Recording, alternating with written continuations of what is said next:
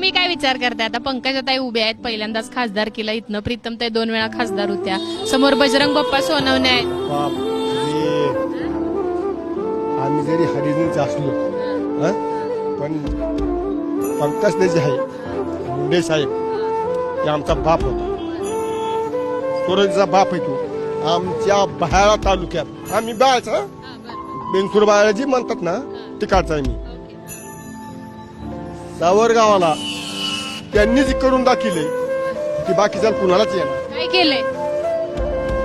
सगळं केलं. आणि कसं असतंय आम्हाला त्यांनी इतकं बाहेर म्हणजे इतकं सांभाळलंय.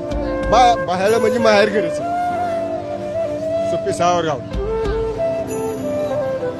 आता तिथं ही केलेलं आहे.